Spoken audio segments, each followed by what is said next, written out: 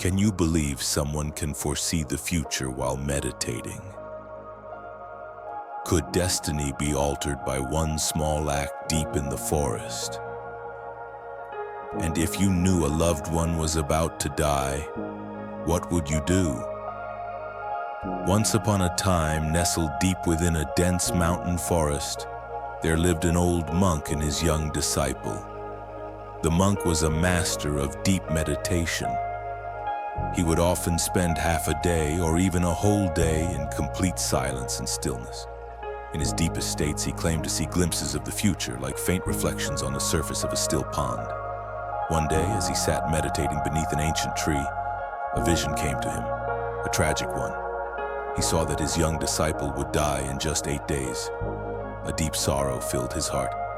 He knew he could not change fate, but he also knew the boy deserved to see his family one last time.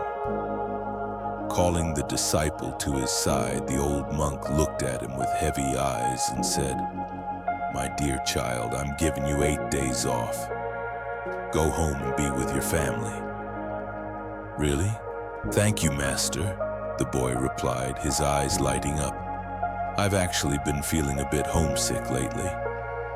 The master nodded and gently added, "But remember, you must return by the 8th day. Go now, I will be waiting." "Of course, Master. Take care of yourself. I'll leave right away," the boy said, bowing with joy, unaware of the sadness behind his master's calm expression. With a light heart, the young disciple descended the mountain path, winding through hills and valleys.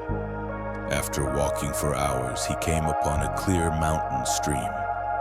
Feeling thirsty, he stopped to take a drink.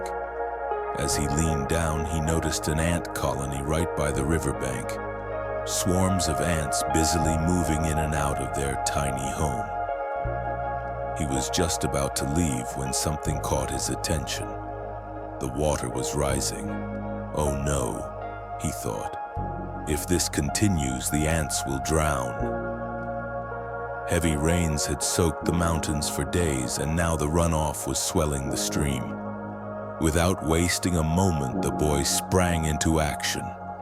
He took off his robe, soaked it in thick snake oil he carried for protection, and built a small protective wall around the anthill.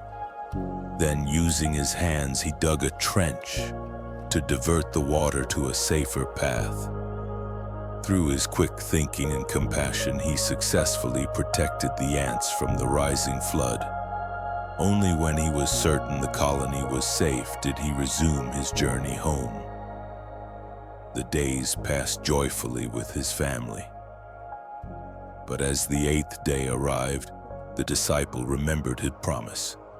Without delay, he packed up and began the return journey to the mountain. Meanwhile, back in the forest, the old monk paced anxiously among the trees. His heart was restless, his mind filled with worry. Would his beloved disciple return before fate could claim him? That simple journey home would soon lead to something unexpected. A twist of fate was waiting, one that even the monk, despite his visions, had not foreseen, and that was just the beginning. As the disciple made his way back to the mountain, the old monk could no longer calm his heart. The 8th day had passed. It was already the evening of the 9th, and sorrow quietly settled into his chest. He thought to himself, by now the boy must have passed away. That thought felt like a cold wind sweeping through his soul. All day he wandered through the forest, eyes fixed on the winding trail below, the same path the young boy had happily descended days ago. A quiet regret grew within him, knowing he might never see his beloved disciple one last time. But then, suddenly, far down the hillside, he caught sight of a familiar figure. He froze. Narrowing his eyes, he looked more closely, and in that very moment his heart leapt with overwhelming emotion. It was his disciple. Alive and well. Overcome with joy, the old monk ran to him and wrapped him in a tight embrace, his arms trembling with relief and happiness. A rare smile bloomed across his weathered face. Yet, amidst that joy, a question surged in his mind. How was this possible? His visions during meditation had never failed him. So why was the boy still alive after the fated 8 days? Still amazed, the master asked gently, "What did you do during your days away?" The young disciple paused, then began recounting everything.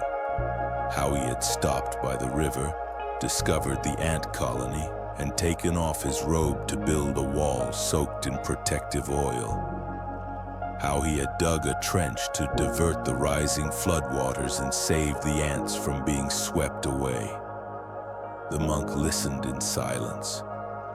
When the boy finished, a look of deep realization dawned on the old monk's face. Now he understood. Because the disciple had saved countless tiny lives, his own destiny had been rewritten. The 8 days that were to be his last had been transformed into a long and joyful life. This story teaches us something powerful. Cultivating good deeds and pure karma can protect and even extend your life.